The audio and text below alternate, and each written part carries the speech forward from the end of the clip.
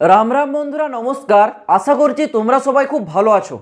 বন্ধুরা, তোমরা সবাই অলরেডি জেনে গেছো আরপিএফ কনস্টেবল এবং এসআই এর নতুন ভর্তির অফিসিয়ালি নোটিফিকেশন জারি হয়ে গেছে। সেই নোটিশটা আমি তোমাদেরকে আগের একটি ভিডিওতে দেখিয়েছিলাম। তোমাদের সবার মনের মধ্যে একটা বড় আশা ছিল আরপিএফকে নিয়ে, যে আরপিএফ 2024 সালে প্রচুর পদে তোমাদের নিয়োগ জারি করবে। কিন্তু এখানে আরপিএফ তোমাদের যে নোটিশটা জারি করেছে সেখানে ভ্যাকেন্সি উল্লেখ করা রয়েছে কনস্টেবলের ক্ষেত্রে 2000 এবং এসআই অর্থাৎ সাব ইন্সপেক্টরের ক্ষেত্রে 250। মানে টোটাল তোমাদের ভ্যাকেন্সি হচ্ছে কিন্তু 2250টা টোটাল নাম্বার অফ ভ্যাকেন্সি। কিন্তু তোমরা অনেকে ভাবছো এত কম ভ্যাকেন্সি, এর জন্য প্রস্তুতি নিয়ে কোনো লাভ নেই। তো আমি সেটাই তোমাদেরকে বলছি, এই ধারণাটা তোমাদের ভুল। কারণ এখানে তোমাদের ভ্যাকেন্সি বাড়বে, কত সংখ্যায় বাড়বে সেই বিষয়টা তোমরা আজকের এই ভিডিওতে জানতে পারবে। এবং আরপিএফে তোমাদের কবে থেকে অ্যাপ্লাই শুরু হচ্ছে সেই অ্যাপ্লাই ডেটটাও তোমরা আজকের এই ভিডিওর মাধ্যমে জানতে পারবে। তো একটু ধৈর্য সহকারে ভিডিওটা তোমরা একটু মন দিয়ে দেখো। প্রথমে বলে রাখি ভ্যাকেন্সি আছে এখানে তোমাদের 2250। কিন্তু এই 2250টা এটা তোমাদের টেন্টেটিভ, অর্থাৎ এটা সম্ভাবনা। এর পরেও তোমাদের একটা নোটিফিকেশান জারি হবে। সেই নোটিফিকেশানে তোমাদের ভ্যাকেন্সিটা কতটা বাড়বে আমি তোমাদের বলে রাখছি।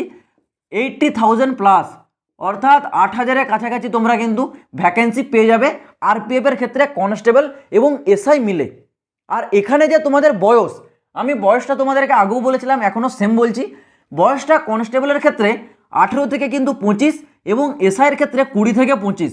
এই বিষয়গুলো আমি যখন তোমাদেরকে বলেছিলাম তোমরা অনেকে বিশ্বাস করতে চাওনি। তোমরা অনেকে কমেন্টে বলেছিলে তুই কি করে জানিস, অফিসিয়ালি নোটিফিকেশান ছাড়া তুই এই আপডেটগুলো দিস কী করে। দেখো, এটাই হচ্ছে আমার কাজ। কারণ যখন কোনো ভ্যাকেন্সি জারি করে, সেই ভ্যাকেন্সি জারি হওয়ার আগে সেই ভ্যাকেন্সি নিয়ে একটা আলোচনা সভা বসে।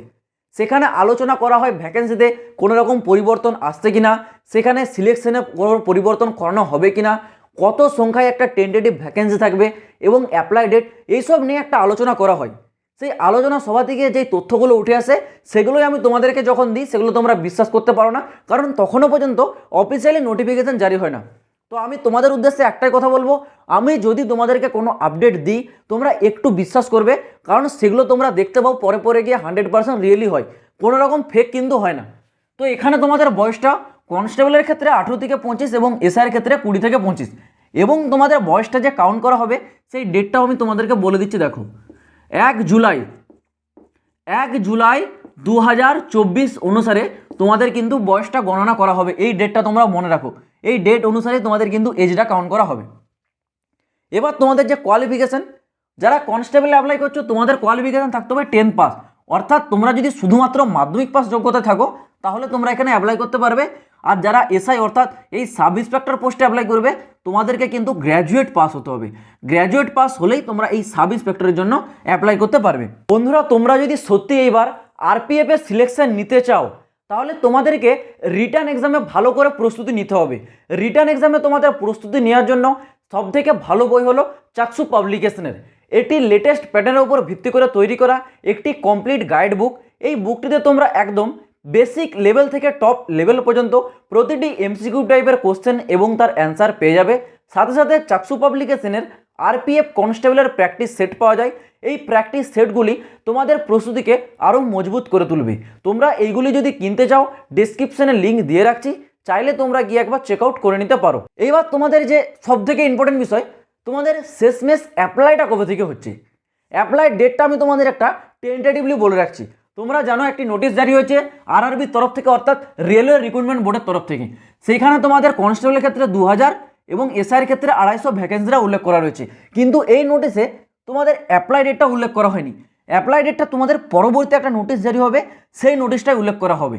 সেই নোটিশটা কবে জারি হতে চলেছে? 20 জানুয়ারি থেকে 25 জানুয়ারির ভিতরে তোমাদের সেই নোটিশটা কিন্তু পেয়ে যাবে। সেই রেলওয়ের অফিসিয়াল নোটিশটাতেই তোমাদের অ্যাপ্লাই ডেটটা উল্লেখ করা হবে। এই 20 থেকে 25 তারিখের মধ্যে তোমাদের একটি নোটিশ জারি হবে, সেই নোটিশেই তোমরা তোমাদের অ্যাপ্লাই ডেট পেয়ে যাবে। অ্যাপ্লাইটা তোমাদের খুব তাড়াতাড়ি হবে, জানুয়ারি ফেব্রুয়ারির মধ্যে। কিন্তু তোমাদের যে রিটার্ন এক্সাম সেটা হয়তো একটু আগুপিছু হতে পারে। কিন্তু আমি তোমাদের জন্য বলছি তোমরা রিটার্ন এক্সামটার প্রস্তুতি একটু ভালো করে নাও, কারণ এই রিটার্ন এক্সামটার উপর ভিত্তি করেই তোমাদের মেরিট লিস্টটা তৈরি করা হয়। আর আরপিএফে মেরিট অনেক হাই কাট অফ যায়।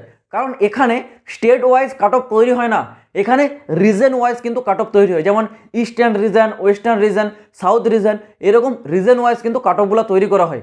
আর আরপিএফের কাট অফ তোমরা জানো বরাবরই হাই যায়, কারণ এখানে কম্পিটিশন লেভেল অনেক হাই থাকে। সেই ক্ষেত্রে তোমরা রিটার্ন এক্সামের জন্য ভালোভাবে প্রস্তুতি নাও।